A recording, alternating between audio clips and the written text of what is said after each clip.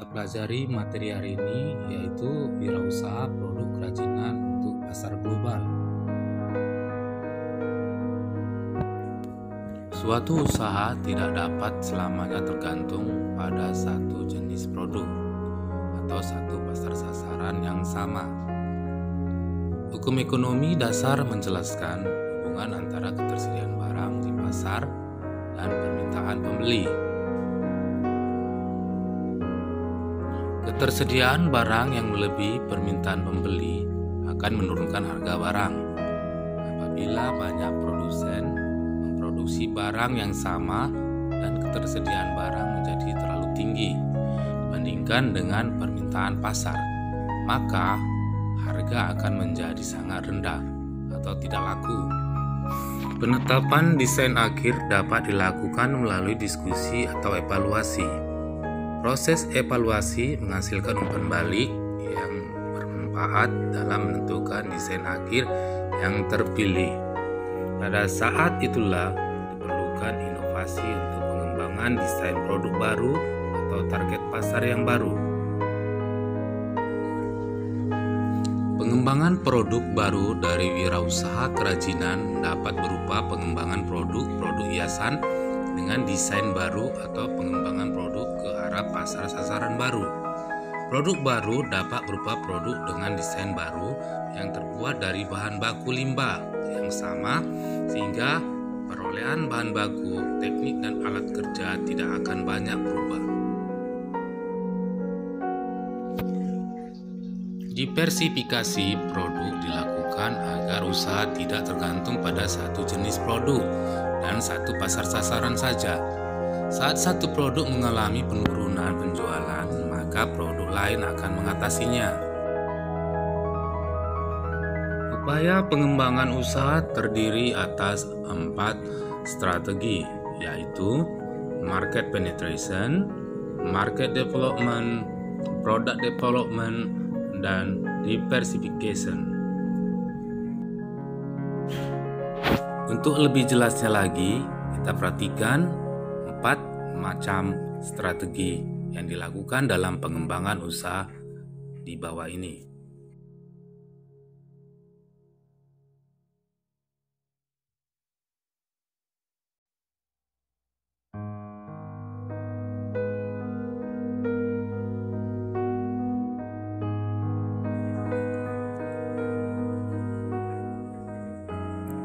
Oke, dari gambar ini ada model ENSOP tentang diversifikasi produk.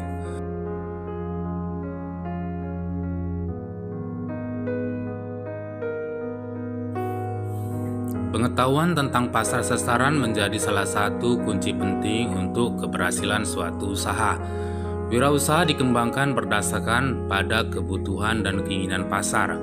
Dengan demikian, peluang produk diserap pasar akan lebih besar. Riset tentang pasar bertujuan pula untuk mengendalikan pesaing yang ada di pasar tersebut.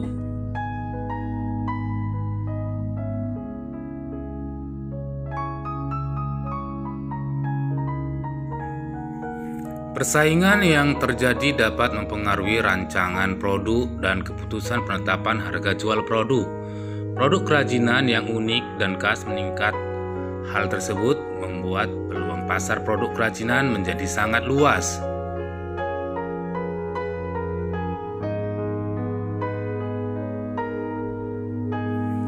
Manusia pada dasarnya tertarik pada perbedaan serta menyukai keunikan dan kekhasan.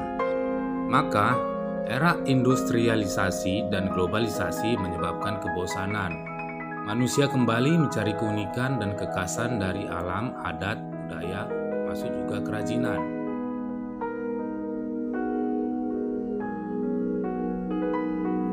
Saat ini pariwisata menjadi salah satu kegiatan yang berkembang di seluruh dunia karena orang-orang semakin suka berpergian untuk melihat berbagai keunikan dan kekhasan yang berbeda-beda di setiap daerah di dunia. Indonesia merupakan salah satu negara yang memiliki kekayaan alam dan budaya yang paling kaya di dunia.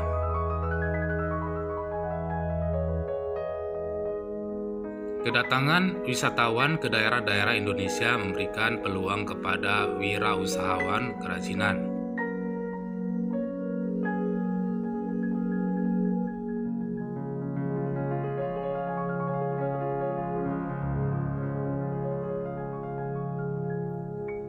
Para wisatawan membutuhkan buah tangan untuk dibawa pulang. Wisatawan lokal maupun internasional merupakan pasar sasaran dari produk kerajinan. Kerajinan khas daerah yang unik dan sesuai dengan selera akan diminati oleh wisatawan. Perkembangan teknologi informasi memberikan kesempatan manusia di berbagai belahan dunia melihat apa yang ada di daerah lain melalui internet. Teknologi tersebut juga mendukung perkembangannya penjualan dengan sistem online.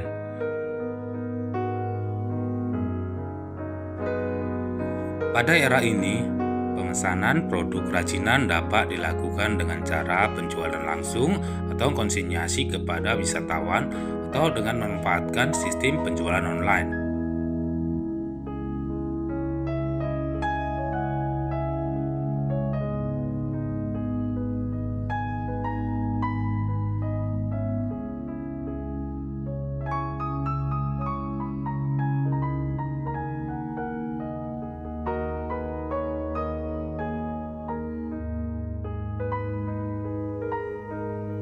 Kegiatan wirausaha dapat dibagi menjadi 3 tahapan. Kita perhatikan 3 tahapan wirausaha dalam menjalankan kegiatan usahanya. Tahapan pertama adalah persiapan organisasi dan perencanaan produksi.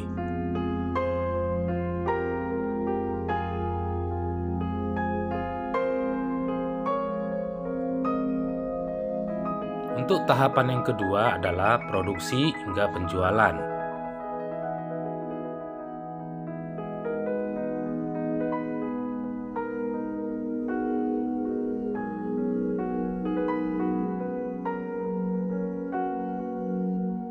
Untuk tahapan yang ketiga adalah evaluasi dari seluruh kegiatan wirausaha yang telah dilakukan.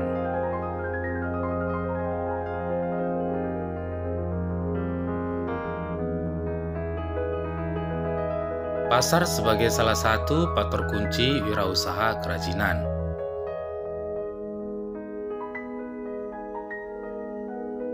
Berdasarkan luasnya, pasar dapat dibedakan menjadi pasar lokal, pasar nasional, dan pasar global atau pasar internasional. Pasar global dapat dipahami sebagai pasar di luar pasar lokal dengan selera global. Perkembangan teknologi informasi memungkinkan kerajinan memiliki pasar yang lebih luas, tidak hanya konsumen lokal, namun juga konsumen global.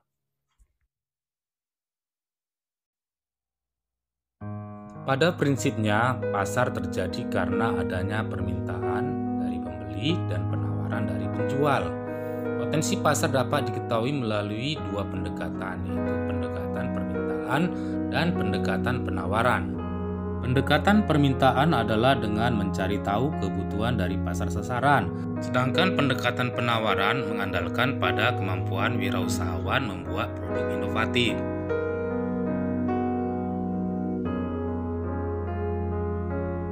Sasaran pasar global dalam pembelajaran ini dapat dibatasi jadi 2, yaitu wisatawan yang datang dari konsumen yang akan melakukan pembelian secara online. Kedua, pasar sasaran ini sama-sama memiliki ketertarikan terhadap produk yang unik dan khas yang mudah dibawa atau dikirimkan. Wisatawan lebih menyukai produk kerajinan yang mudah dibawa, misalnya berukuran tidak terlalu besar dan tidak berat.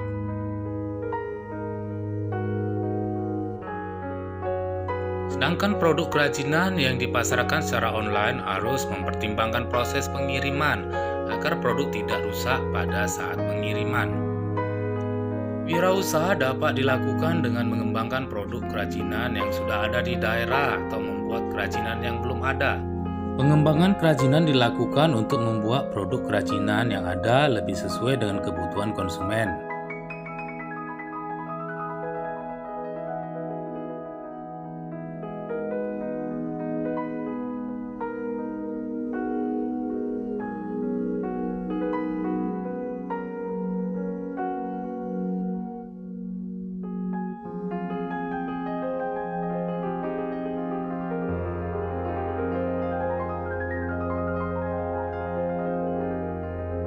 Pengembangan produk untuk pasar global juga harus mempertimbangkan selera estetis dari pasar sasaran. Faktor estetis dapat dilihat dari dua hal. Pertama adalah tren desain dunia yang disepakati secara global dan mengganti setiap tahunnya. Yang kedua adalah selera khas dari orang-orang di setiap negara. Setiap negara pada umumnya memiliki selera yang khas untuk warna, motif, dan bentuk dari suatu produk.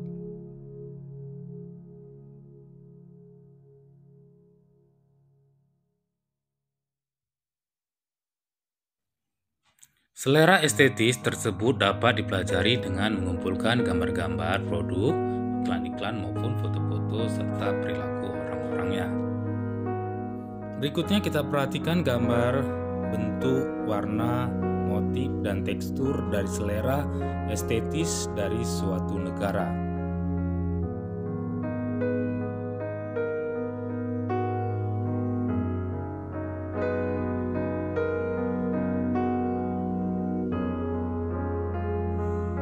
Perancangan produk didasari beberapa faktor pertimbangan, yaitu fungsi produk, pengguna produk, material, teknik pembuatan, nilai estetis, dan harga jual. Untuk memulai proses perancangan harus dilakukan penetapan pasar sasaran, bahan baku, dan jenis material apa saja yang akan digunakan, serta teknik yang dapat digunakan untuk pembuatan produk.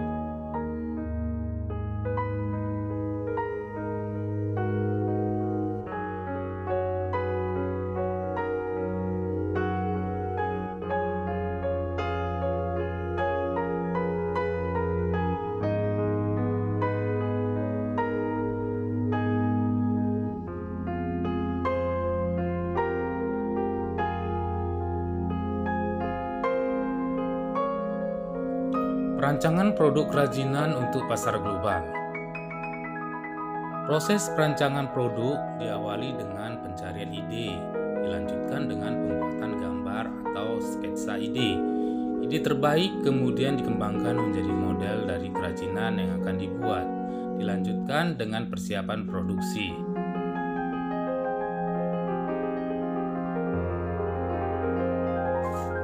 1. Mencari ide produk dengan curah pendapat.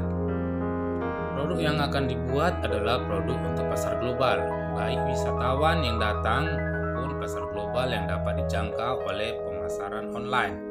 Persyaratan produk, potensi daerah, dan selera pasar sasaran telah diketahui melalui pembelajaran sebelumnya.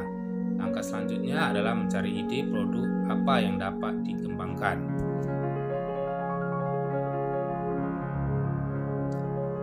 2. Rasionalisasi.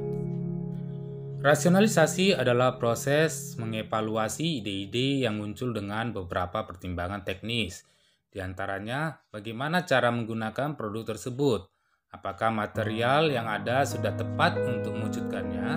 Apakah kemungkinan untuk diproduksi dengan teknik produksi yang ada saat ini? Bagaimana proporsi dan ukuran yang sesuai dengan produksi tersebut agar mudah dibawa atau dikirim?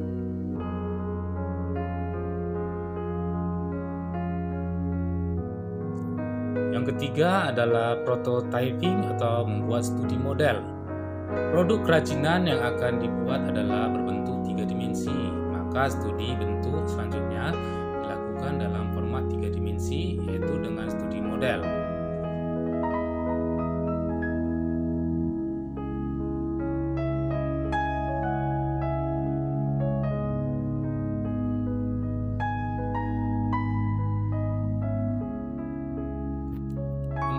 Penentuan desain akhir.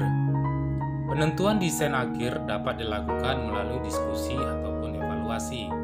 Proses evaluasi menghasilkan umpan balik yang bermanfaat dalam menentukan desain akhir yang terpilih.